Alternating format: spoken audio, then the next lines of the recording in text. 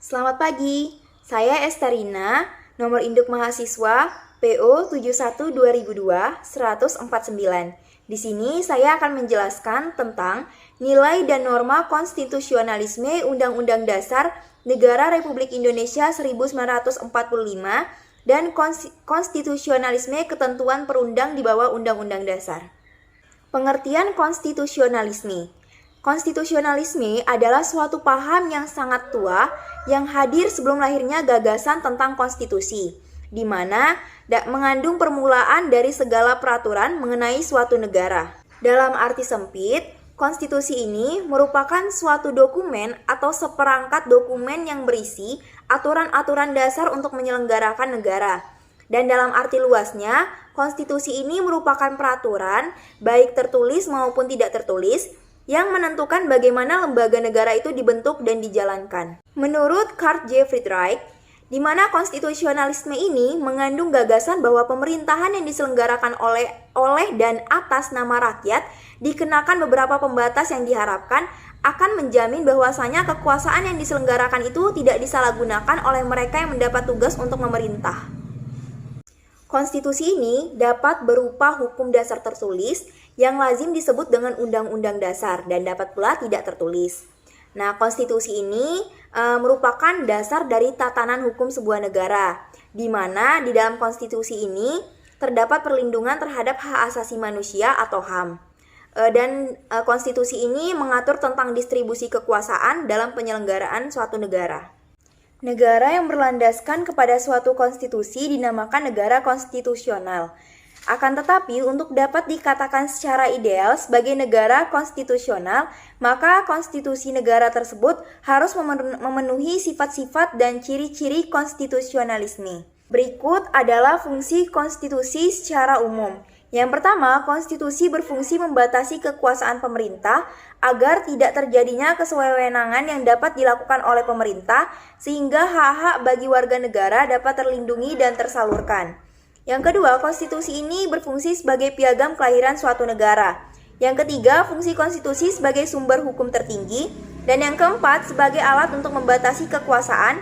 Yang kelima, konstitusi berfungsi sebagai identitas nasional dan lambing. Dan yang keenam, konstitusi ini berfungsi sebagai pelindung hak asasi manusia dan kebebasan warga suatu negara. Berikut adalah tujuan-tujuan mengenai konstitusi. Tujuan yang pertama, konstitusi ini bertujuan untuk memberikan pembatasan sekaligus pengawasan terhadap kekuasaan politik. Yang kedua, konstitusi ini bertujuan untuk melepaskan kontrol kekuasaan dan dari penguasaan sendiri. Yang ketiga, konstitusi ini memiliki tujuan untuk memberikan batasan-batasan ketetapan bagi para penguasa dalam menjalankan kekuasaannya. Berikut adalah nilai-nilai konstitusi. Yang pertama, nilai normatif, di mana suatu konstitusi yang resmi diterima oleh suatu bangsa, dan bagi mereka konstitusi itu tidak hanya berlaku dalam arti hukum atau legal, tetapi juga nyata berlaku dalam masyarakat, dalam artinya berlaku efektif dan dilaksanakan secara murni dan konsekuen.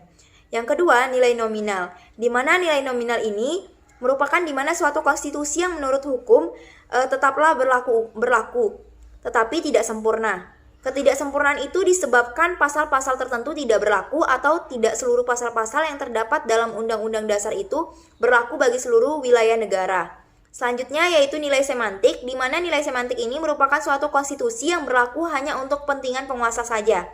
Dalam memobilisasi kekuasaan, penguasa menggunakan konstitusi sebagai alat untuk melaksanakan kekuasaan politik.